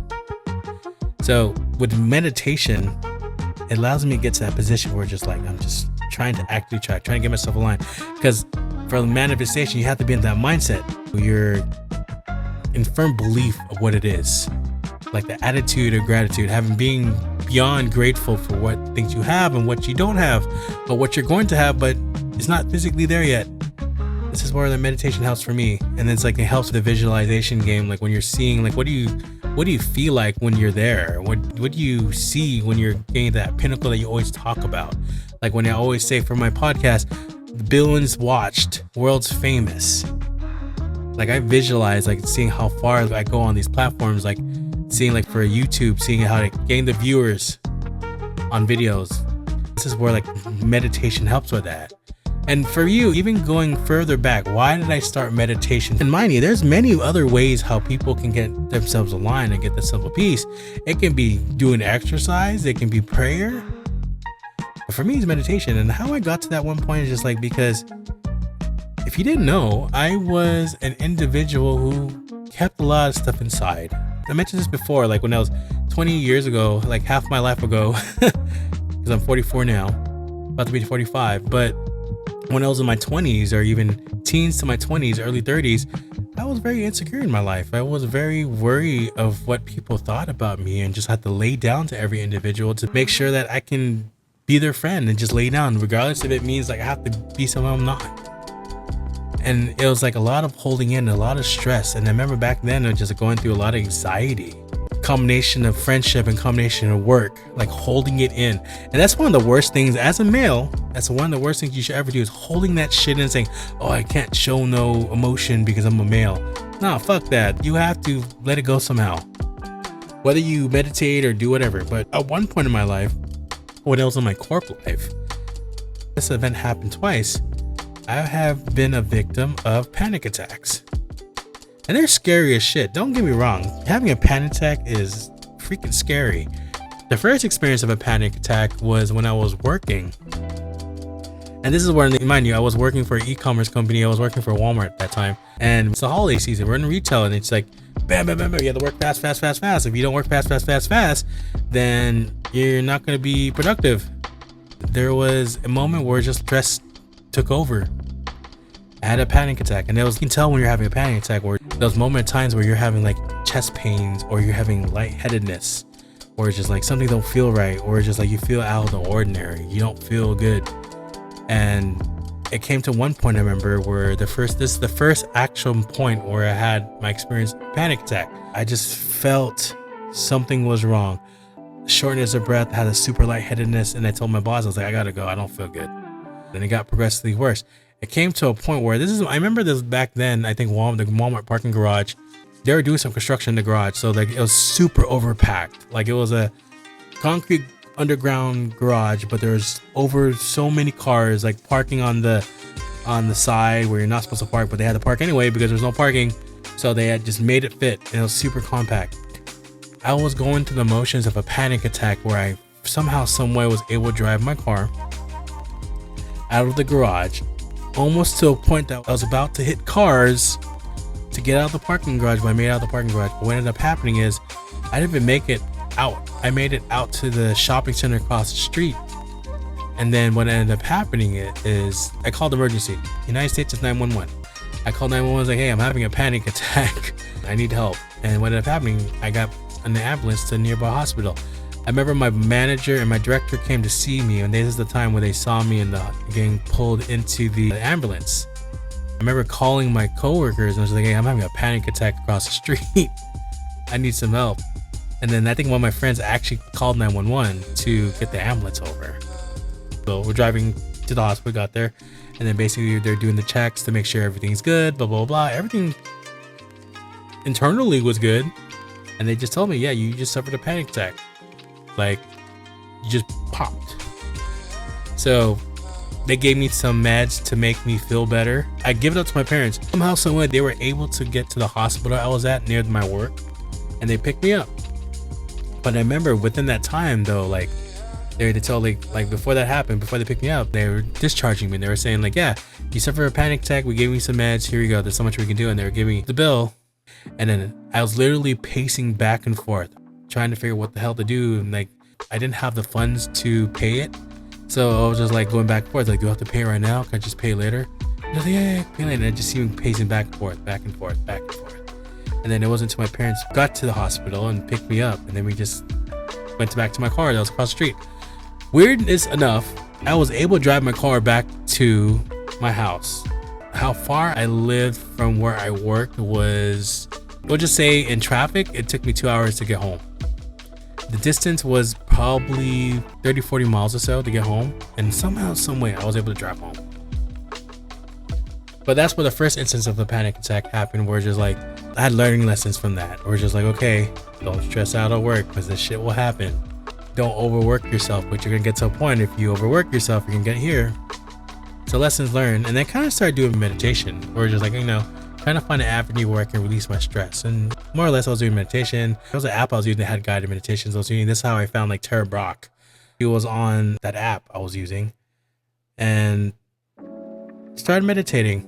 I was getting good at it. There was times it wasn't consistent, but I was meditating whenever I needed to release. I was doing it. I think a year or two later, or 3, I don't know, was it a year or two later? Maybe it was longer than that. But again, this one was different. It was triggered by something. It was triggered by a fucking movie. If you know Key and Peele, I think it's Peele. I don't know. One of them basically. He makes horror movies that are freaking scary as shit. And it was one of those movies that I watched of him, and then something happened in that movie where it just triggered something in me, and then the panic struck it. With all the stress I was dealing with work, it just started this time bomb in my mind. It came to Thanksgiving, where we went to my cousin's house, and it was the usual annual Thanksgiving party in my cousin's house. I drove there, but it just got progressively worse, like to the point where I couldn't drive, where it started getting sensitive. And this, mind you, like 2 days ago, like a day ago, I was watching that movie from Key and Peele, like that Peele guy. It just got progressively worse. Couldn't drive home. We got home. The battle of 15 hours of panic attack happened. Now this is the worst one, where it was 15 hours of doom, literally. I could not sleep. My body was in the mode of fight or flight. It was to a point where it seemed as if my body was thinking that, okay, get your bags ready because it's gonna be time for you to go. Like, I remember that. It was scary as shit, where like panic struck in it, where you're getting pumped with all this adrenaline. You don't know why, but you're in fight or flight for some reason. And it's just like, I remember going back and forth, and I remember seeing my parents. This all happened in my house in the United States, where I was like going through the worst shit ever. And it was like literally to a point where I think in my mind, I was like, is this it? Am I going crazy? Is this finally it, where I'm just gonna pop and that's it, bye-bye to the beyond now? And it was literally like that, where it was 15 hours of this, 15 hours of just, I don't know. It was weird. It was going through the panic attack. And then we came to a position, because I knew what it was. We ended up going to the hospital again. My parents drove me to the hospital, and then same thing. Doctor said like, yeah, everything's fine. You're looking good. You just suffered a panic attack. And I was like, oh, okay. So same thing. They gave me drugs, gave me meds, came home, took the meds. I was more calm, whatever. I think it was like a antidepressant or whatever it was. But like, it immediately made me feel better. And then from that, my partner was a nurse, and they were suggesting me to see a psychiatrist. So I did see a psychiatrist. I did see one just to see if everything is okay. And then like, it turned out to be the first meeting, because he was asking questions, are you good, blah blah blah, like how you deal with this stuff. And then I kind of told her, like, I knew what I got myself into was because of this. And then one of the things, that solutions that she provided me, was a pamphlet about meditation. Kind of full circle moment, where I was kind of doing it before, where I wasn't doing it religiously, but I was meditating. And then it was this full pamphlet talking about, oh, here's a meditation exercise you can do, blah, blah, blah, blah, this and that. This is how you can help yourself get to feel better, and blah, blah, blah, if you're in circumstances where you're stressed out. And that's where the moment came, where it was like, okay, let's take this shit seriously. Let's meditate and force ourselves to meditate every day. Until then, 15 years straight, yeah, it's always been like, up and down, to all of a sudden where we're at now, we're consecutively doing every day. Where it's to a point now where if I don't do this, I feel weird if I don't meditate every day. This shit will keep me sane. So that's what I do. I take 15 to 30 minutes. Sometimes I can go 40 minutes of meditation, getting my mind right, getting myself aligned, being grateful for what I get myself into, being grateful for the things I'm grateful for. And it's all guided meditations. Those meditations that I mentioned before, like if you have an opportunity to check them out, Tara Brock here on YouTube is one. I use her page and meditate to some of her stuff. Jay Shetty is one. I think you can find Jay Shetty meditations here on YouTube. Dr. Joe Dispenza, because of the fact that he's lined with the law of attraction manifestation, I do his stuff specifically. I was subscribed to 2 channels, but I don't know, maybe they were bots. And then those are one of those pages where I saw, was just like, okay, you're giving a membership for $200 a month. And I'm just like, that's a lot. But yeah, they had good meditation, but the intention was like, it was lined to manifestations for abundance, for wealth, for like bringing family, bring yourself and connecting and attracting you to whatever you want to believe. Like, I was listening to that stuff. And then here comes the recent one, where Alchemy Healing, her name is Oa. I think she lives in Alaska, because like right now her background is like she's in snow. My guess she lives in Alaska, and she speaks perfect English. She looks Asian or Native American or whatnot, but she's a Reiki master. I don't know what exactly a Reiki is, but I think they're probably those ones who practice like energy and incantations, whatever you want to call it. her stuff is cool. I like her stuff. I've been meditating her a lot. Like I mentioned before, there's one specific meditation I've been doing a lot lately where it's kind of been a repetitive one where it's just like the actively attract but don't chase.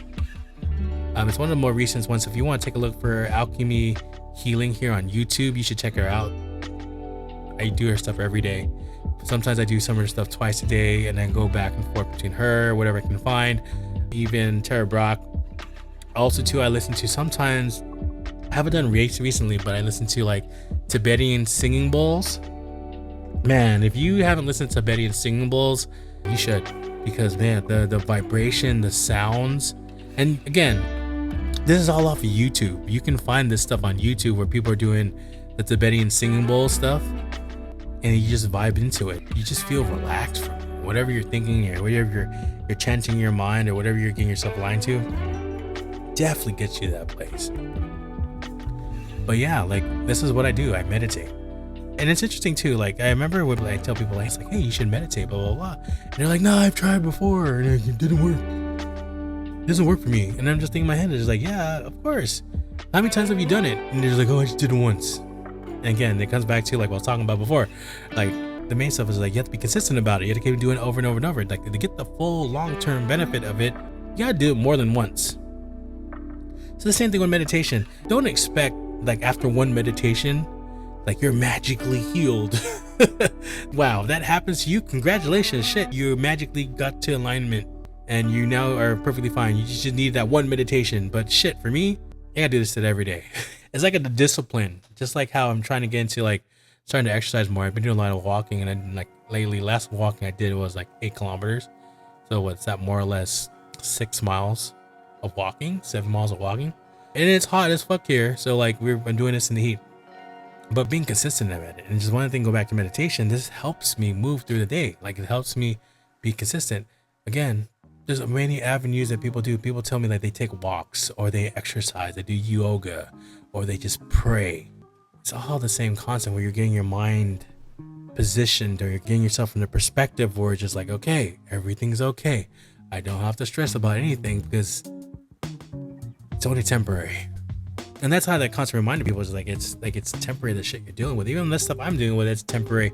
Like it may seem like, oh my god, what's gonna happen next if I do this? What's gonna happen next?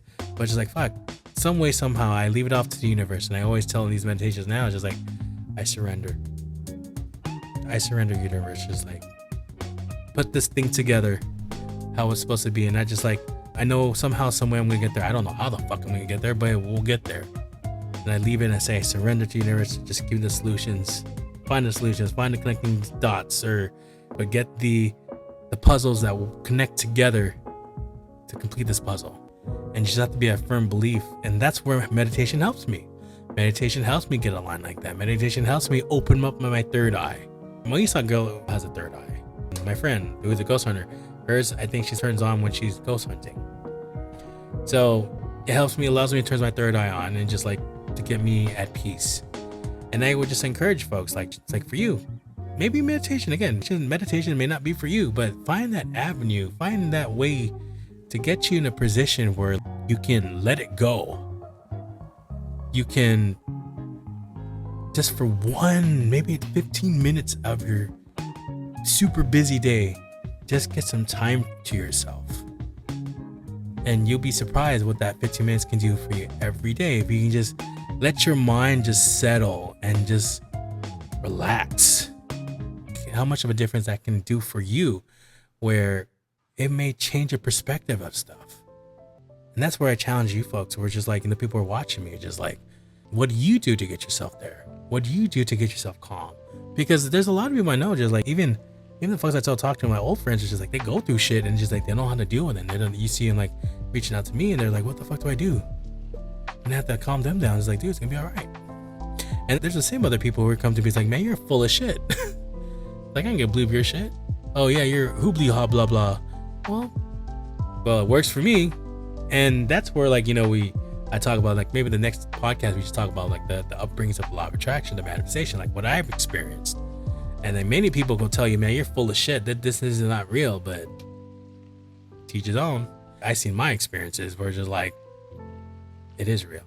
Anyway, when it comes down to it, And I think we'll end with this. I'm seeing how far we're into this. But you just got to find your way to get yourself comfortable.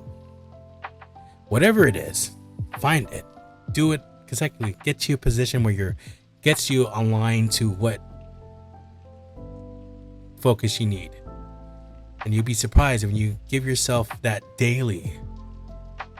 Whatever it is, whether it's meditation or it's walking or it's praying or just sitting down listening to music for like 30 minutes. It can do so much of a difference for you. So anyway, again, a long journey today to get to where we are with a lot of iMac computer troubles, but we're here. We're able to do a 2-hour podcast. Again, it's always an honor and pleasure to talk to you all here on YouTube, or if you find me on Spotify or Apple Podcasts, or you're catching me on some posts I did on TikTok.